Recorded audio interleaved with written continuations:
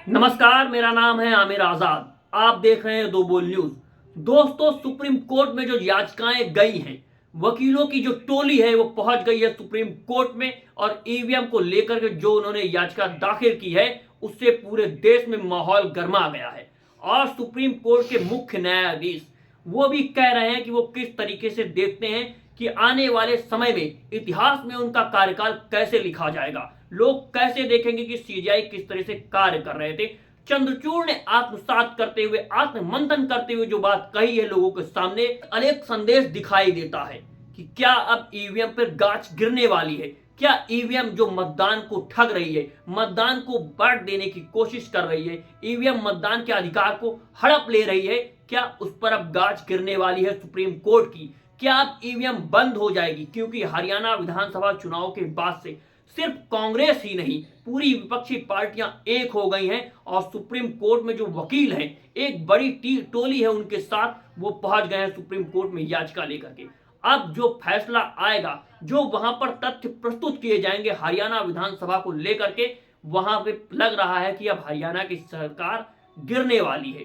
जो शपथ ले ली गई है, क्या ये शपथ पलट जाएगी? क्या तीसरी बार जो चुन करके आ गए हैं वहां पर बीजेपी की सरकार, जो ईवीएम के जरिए बताई जा रही, बनाई गई है, क्या वो अब गिरने वाली? तो दोस्तों, इन सभी के साथ आपको कृष्णकांत, जो एक सच्चे पत्रकार हैं, उनका भी एक ट्वीट दिखाते हैं। उन्होंने किस तरह से ईवीएम में जो घोटाला किया गया है उसकी पोल खोल दिए, आप यह सुनिए।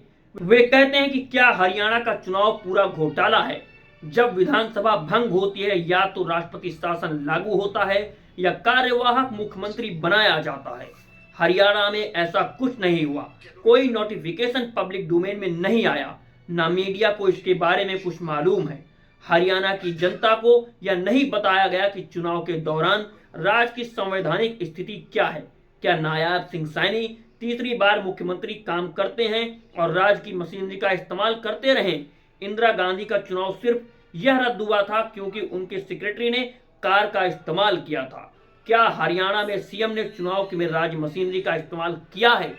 ये सवाल खड़ा होता है तब जब इंदिरा गांधी का कार्यकाल था, उनके सेक्रेटरी ने सिर्फ कार का इस्तेमाल कर लिया था तो उनकी सरकार को कटघरे में आकर के खड़ा होना पड़ा था। तो क्या अब यहां पर गलत कार्य नहीं किया गया है? क्या यहां पर गलत हस्तक्षेप करके ईवीएम को बदला नहीं गया है? ये बहुत बड़ा सवाल खड़ा होता है दोस्तों। और हम ये भी समझने की कोशिश करेंगे इस वीडियो में, हरियाणा की 20 विधानसभा सीटों पे जो याचिका डाली गई है फिर से चुनाव कराने की, आप इस याचिका को भी समझिए।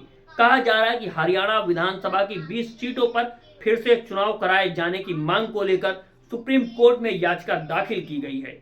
पार्टी ने अदालत में याचिका दाखिल कर जल्द से जल्द सुनवाई करने की मांग की थी। सुप्रीम कोर्ट ने याचिकाकर्ताओं से कहा कि आप चाहते हैं कि हरियाणा की चुनी हुई सरकार के शपथ ग्रहण पर हम रोक लगाएं। अदालत ने नई सरकार के शपथ ग्रहण पर रोक लगाने से इनकार कर दिया है। सुप्रीम कोर्ट में याचिकाकर्ताओं ने कहा है कि ईवीएम 99% बैटरी क्षमता पर काम कर रही थी, जबकि कुछ ईवीएम 60 से 70% पर काम कर रही थी। बैटरी की क्षमता काम करने पर ईवीएम में काउंटिंग वाले दिन 99% बैटरी थी। तो दोस्तों, आपने इस पूरे मुद्दे को समझा कि याचिकाकर्ता अपनी याचिका दाखिल कर चुके हैं सुप्रीम कोर्ट में। अब यह भी देखना होगा कि सुप्रीम कोर्ट इस पर किस तरह का फैसला सुनाता है, कब इसकी सुनवाई होती है।